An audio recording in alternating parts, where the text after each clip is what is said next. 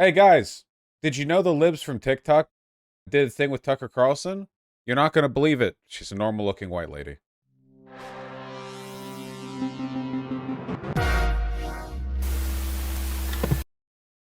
What is going on here? What's going on here? This is crazy. What's going on here? Do you have any theories? I think um, there's something so unique about. I do think there's something kind of apropos about what might be currently the largest, most institutionally accepted and committed, like, doxing, I don't know, doxing account, doxing enabler in the Western net, just looking like a regular soccer mom, you know? No, she does look exactly like someone named Shia Rashik or whatever the fuck her name is. It's perfectly fitting that somebody responsible for so much terror and hate would just be just an utterly unexceptional, boring looking suburban housewife type. There are people saying, and by people I mean Matt, who we stand, that you can actually see Shia Rashik, or however the fuck you pronounce her name, at January 6th. That now that we've seen her face, can actually identify it.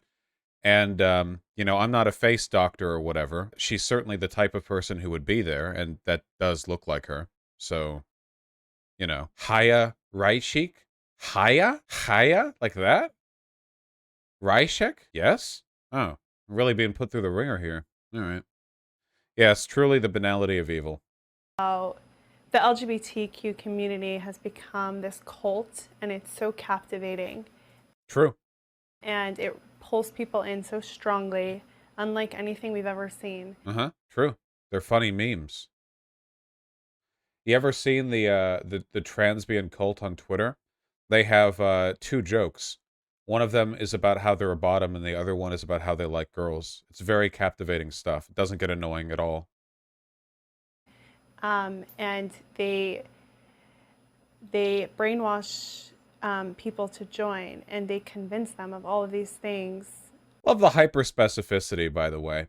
As is the case with many moral panics, you get all of these insane, outrageous proclamations that suddenly dry up the moment they have to, like, list anything, like, these sick groomers are terrorizing our society by indoctrinating children and teaching them things like, well, stuff. And it's really, really hard to get out of it. It's really difficult. And there are studies on this. Like Studies not cited.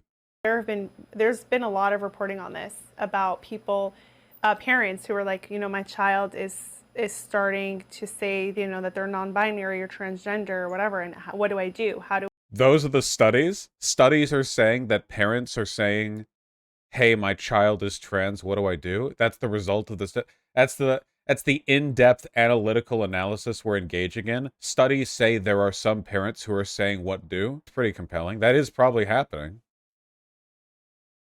I how do I stop this?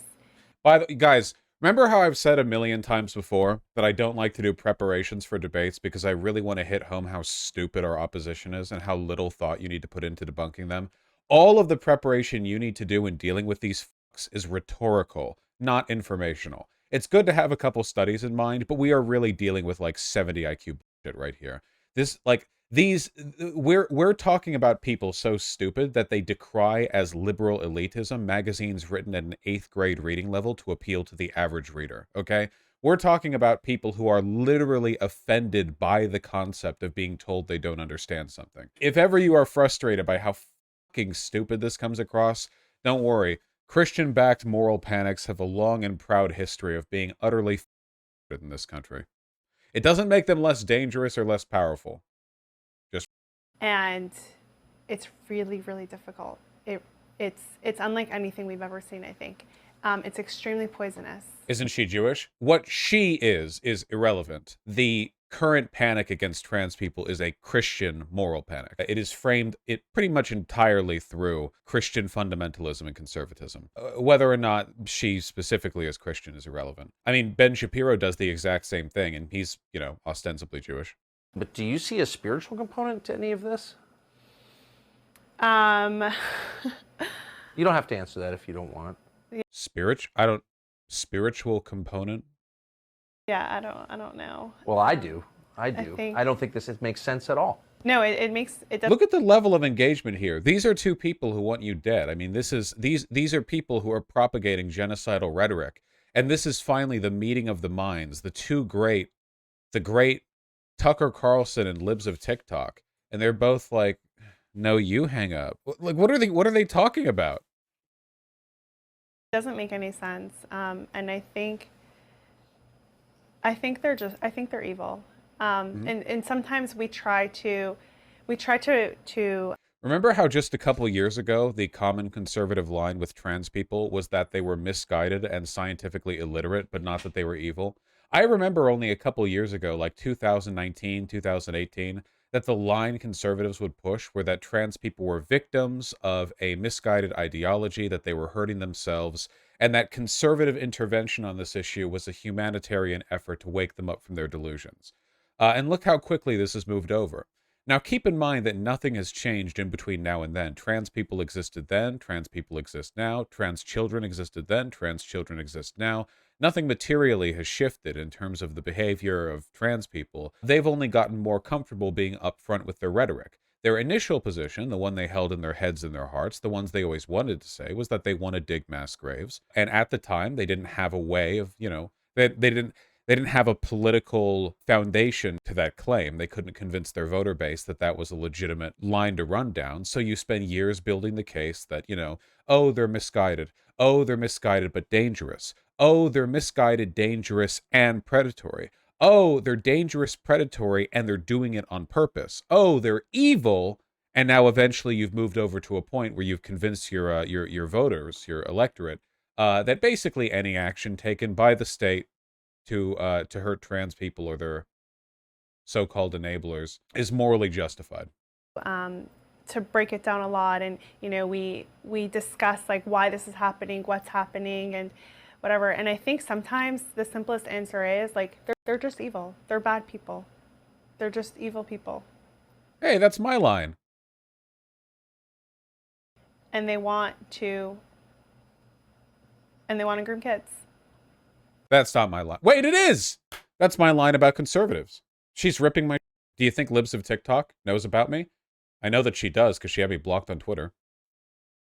Yeah. They're recruiting. You can take this as a testament, I think, to the banality of evil, that she just looks like some regular... To the way in which the discourse has advanced, the terminology used. I would go over the entire Tucker Carlson segment, but I am very paranoid about, like, DMCA stuff right now with the state of my channel at present, so I don't really want to. Hence the frequent pausing. Yes, this is Libs of TikTok. Yeah, we saw that, haters. Wait, hold on a second. You guys are going to hate me for this. I think she looks a little bit like Keffels. I think there's a similar face structure a little bit. Oh, God. Wait, the real Piccolo-Kami separation. Some people in chat are agreeing. It's not just me. It's evil Keffels. It's Effels. It's the separation.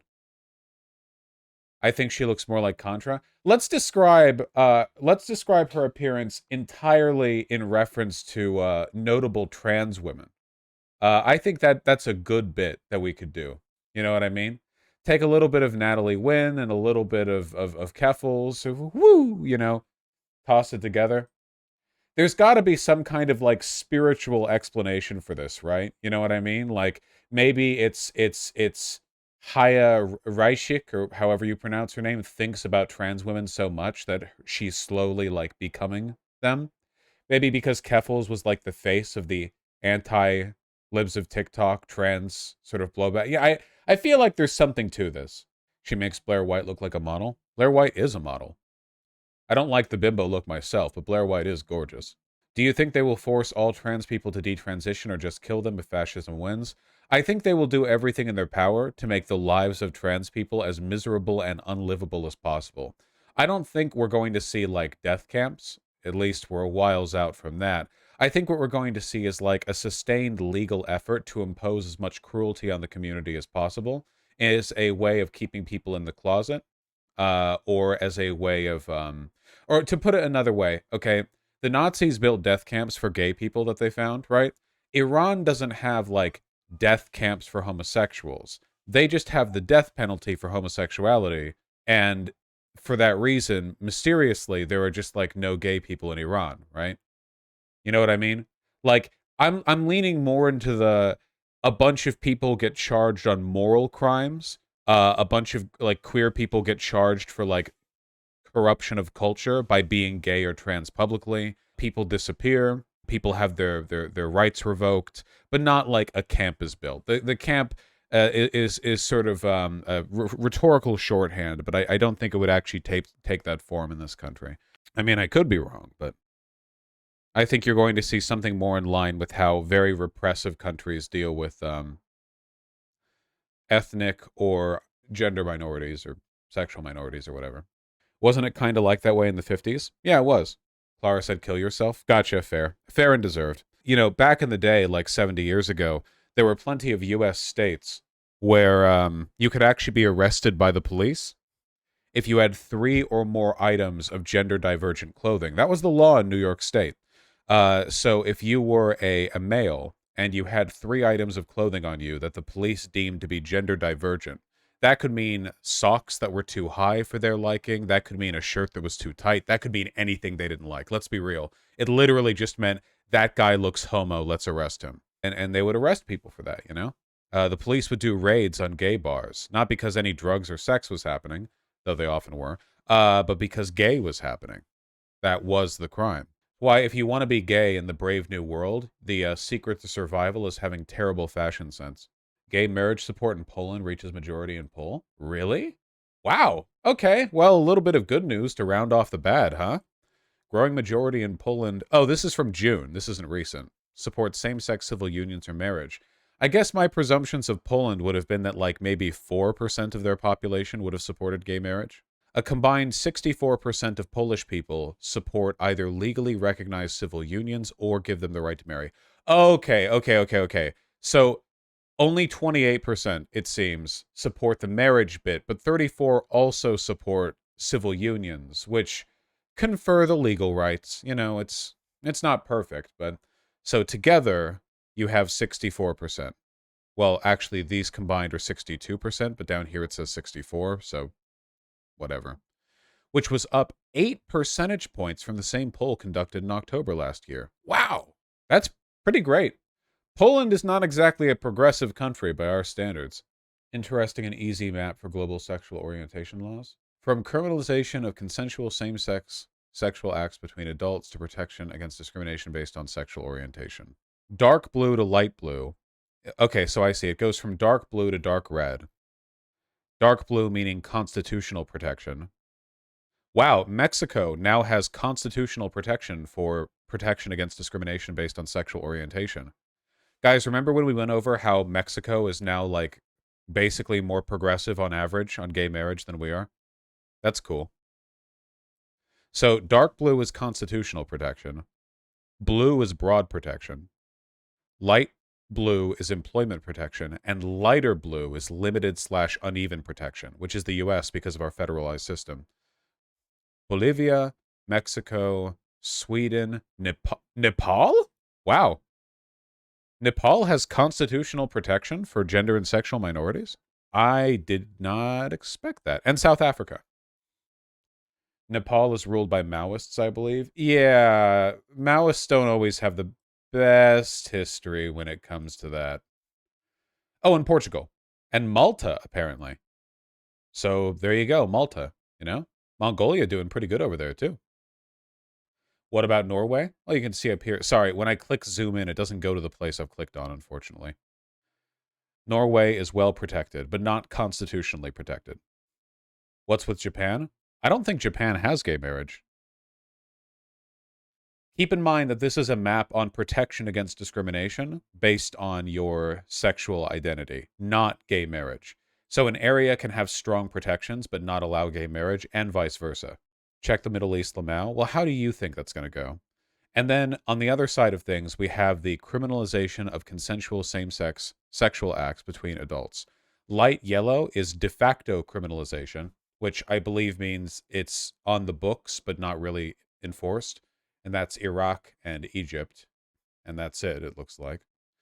And then in orange, we have up to 8 years imprisonment, and that's Uzbekistan, Turkmenistan, Oman, Algeria, Libya, all that crap. Papua New Guinea, probably not any countries here that I would want to visit.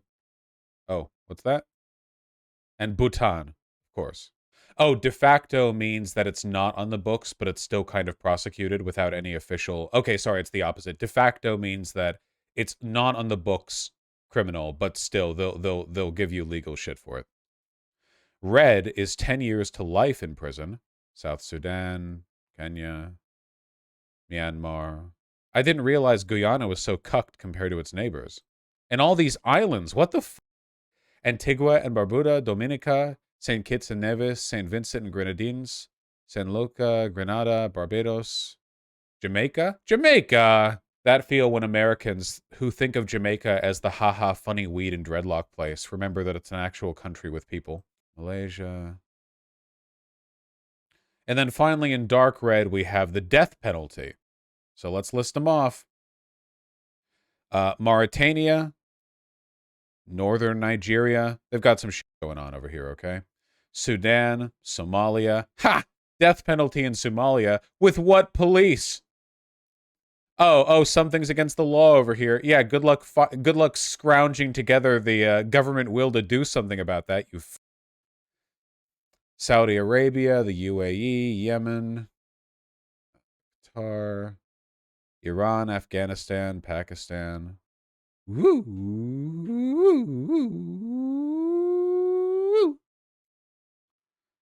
Any death penalties down here? Not that I can see. Oh, Fiji? What is the neutral color? No laws. Oh, yeah. If with some of the rulings going on in India right now, there's a very real possibility that India might be going blue. How nice would that be, huh? India is going to be the world's largest country soon. China's population has tapered off in a way that India's hasn't. India's also done a lot of planning to be like the world's biggest country. We might get Blindia. Yeah, that'd be nice. I'm surprised Russia isn't a darker red color. When was this made? This was printed. I don't see a year listed here. It's 2019. Sorry. Yeah. It might be this. We're talking about a very specific. So Russia is listed with having these two markers down here: legal barriers to the exercise of rights, legal barriers to freedom of expression on queer issues, and legal barriers to the registration or operation of sexual orientation related CSOs. So what they're saying here is that Russia doesn't have any laws protecting or penalizing being gay, but they do have laws regarding the freedom of speech of and legal recognition of gender sexual issues, if that makes sense. So in Russia, you wouldn't be arrested for being gay. It's not a crime to be gay. It is a crime to go on TV and promote homosexuality. Except in Chechnya, yeah, well, I wouldn't do a lot of things in Chechnya. I wouldn't make eye contact with a guy in Chechnya. Are you kidding me? Vietnam has recently changed and no longer considers trans being a mental condition. Oh, damn. Even I consider being trans a mental condition. Being annoying. Vietnam's health ministry officially confirmed on August 3rd, 2022, that same-sex attraction and being transgender are not mental health conditions, Human Rights Watch said today. That's nice. The decision brings Vietnam health policy in line with global health and human rights standards.